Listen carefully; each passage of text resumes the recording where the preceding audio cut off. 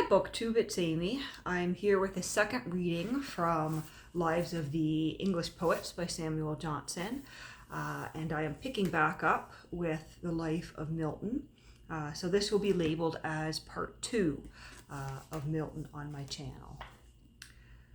His next production was Lycidas, an elegy written in 1637 on the death of Mr. King, the son of Sir John King, Secretary for Ireland in the time of Elizabeth, James, and Charles. King was much a favourite at Cambridge, and many of the wits joined to do honour to his memory.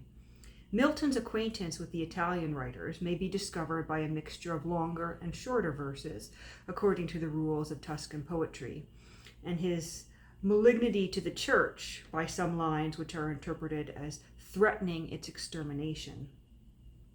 He is supposed about this time to have written his Arcades, for while he lived at Horton, he used sometimes to steal from his studies a few days, which he spent at Harefield, the house of the Countess Dowager of Derby, where the Arcades made part of a dramatic entertainment. He began now to grow weary of the country, and had some purpose of taking chambers in the Inns of Court, when the death of his mother sent him at liberty to travel, for which he obtained his father's consent and Sir Henry Wotton's directions, with the celebrated precept of prudence, and here is a phrase in Latin once again, which translates to thoughts close and looks loose. In 1638 he left England, and went first to Paris, where by the favour of Lord Scudamore he had the opportunity of visiting Grotius, and there is a footnote here, Hugo Grotius, 1583 to 1645, Dutch statesman, jurist, and scholar, famous for a treatise on international law. He had the opportunity of visiting him. Then residing at the French court as ambassador from Christianity of Sweden. From Paris he hastened into Italy, of which he had with particular diligence, studied the language and literature. And though he seems to have intended a very quick preambulation of the country, stayed 2 months at Florence, where he found his way into the academies, and produced his compositions with such applause as appears to have exalted him in his own opinion, and confirmed him in the hope that by labour and intense study, which, says he, I take to be my portion in this life, joined with a strong propensity of nature, he might leave something so written to after times, as they should not willingly let it die. It appears in all his writings that he had the usual commitment of great abilities, a lofty and steady confidence in himself, perhaps not without some contempt of others. For scarcely any man ever wrote so much and praised so few.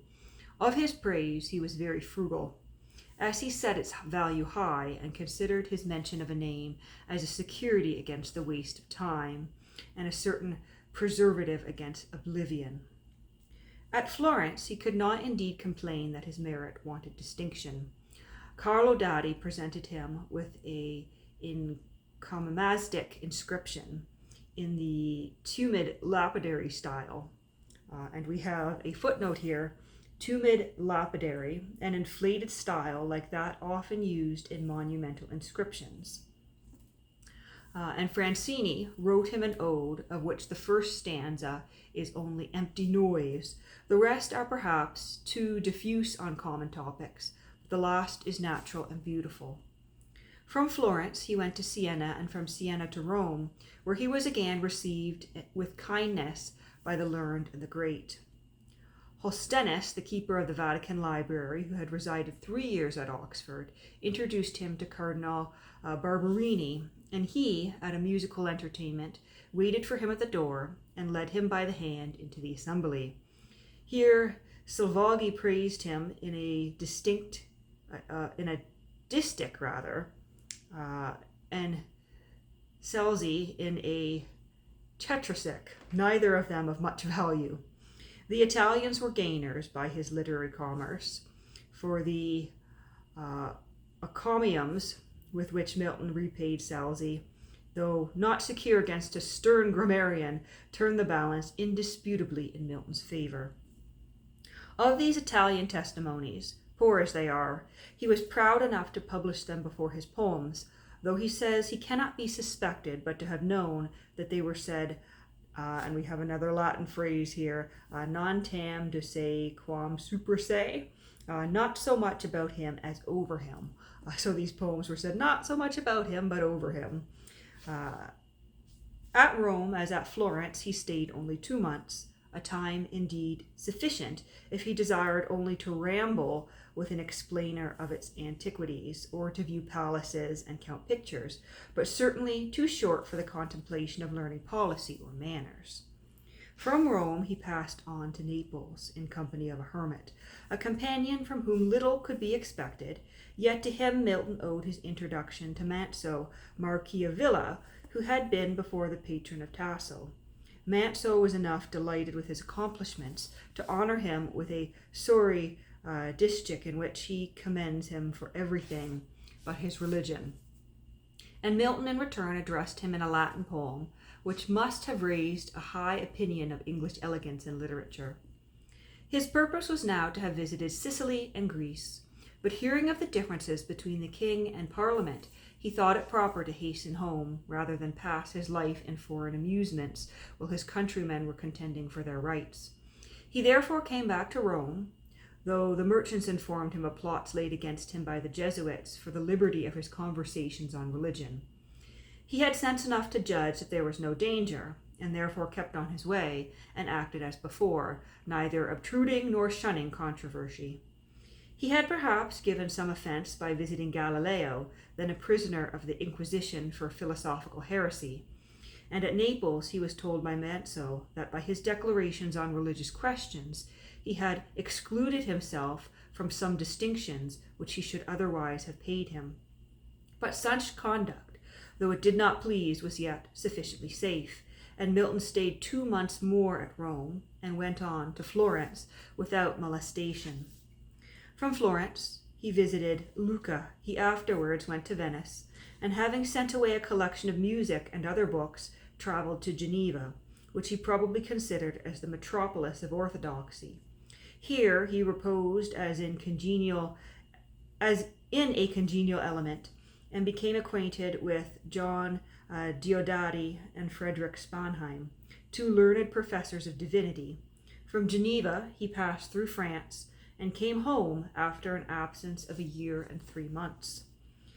At his return he heard of the death of his friend Charles Diodati, a man whom it is reasonable to suppose of great merit, since he was thought by Milton worthy of a poem entitled Epitaphum Damonis, written with the common but childish imitation of pastoral life. He now hired a lodging at the house of one Russell, a tailor in St. Bride's churchyard, and undertook the education of John and Edward Phillips, his sister's sons.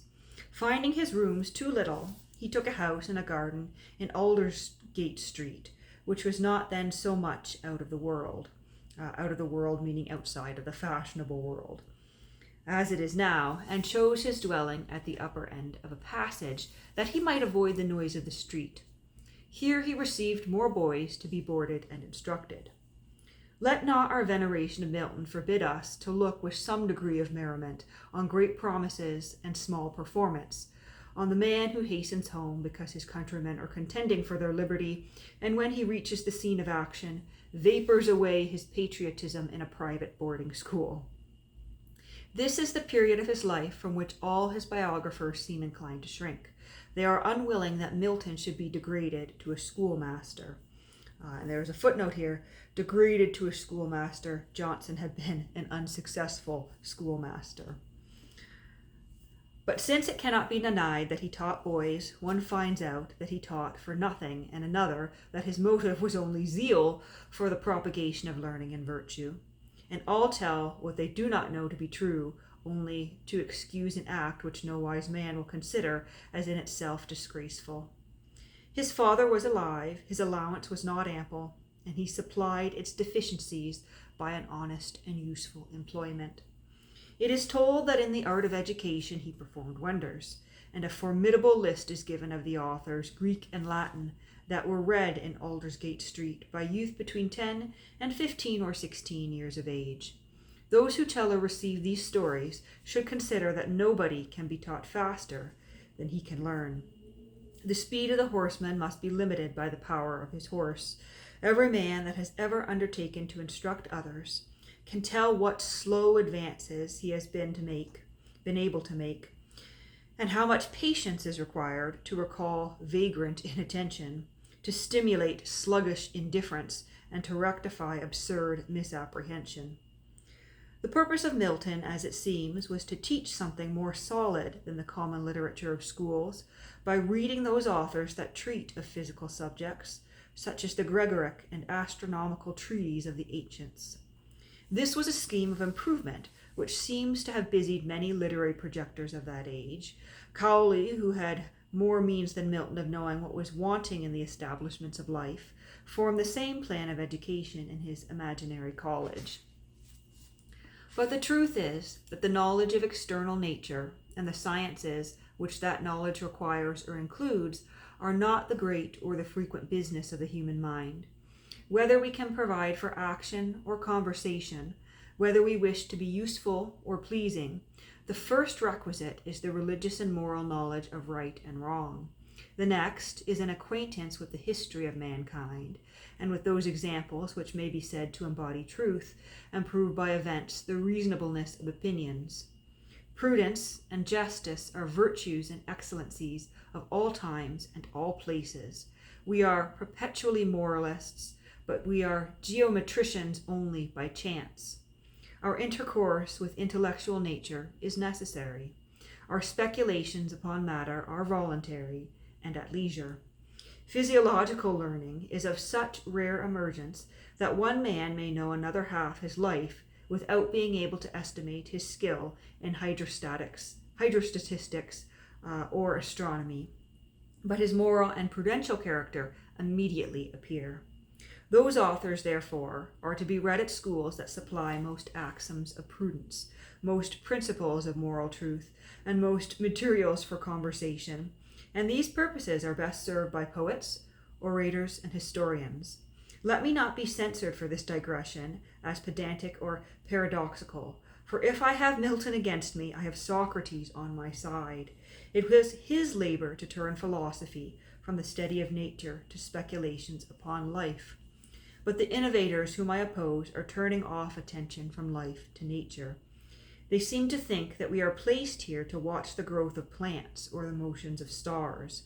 Socrates was rather of opinion that what we had to learn was how to do good and avoid evil. And we have a quote here which looks like it may be perhaps Greek. The footnote says that those in the halls of learning gain knowledge of evil and good. And so that would probably be a quote from Socrates. Of institutions we may judge by their effects. From this wonder-working academy, I do not know that there ever proceeded any man very eminent for knowledge. Its only genuine product, I believe, is a small history of poetry written in Latin by his nephew Phillips, of which perhaps none of my readers has ever heard. That in his school, as in everything else which he undertook, he labored with great diligence, there is no reason for doubt. One part of his method deserves general imitation. He was careful to instruct his scholars in religion. Every Sunday was spent upon theology, of which he dictated a short system gathered from the writers that were then fashionable in the Dutch universities. He set his pupils an example of hard study and spare diet. Only now and then he allowed himself to pass a day of festivity and indulgence with some gay gentlemen of Gray's Inn. And I think we'll stop there because we're going to move on to things beyond his school. But I did quite enjoy that divergence there on the part of Johnson onto his theory of education, which I think, very interesting. Perhaps not entirely relevant to a biography of Milton, but given the writer that Samuel Johnson was, he gets to do what he wants, and I think it worked there at least for me as a reader. But I'll drop it off there, and there'll be a part 3 up in a couple of days.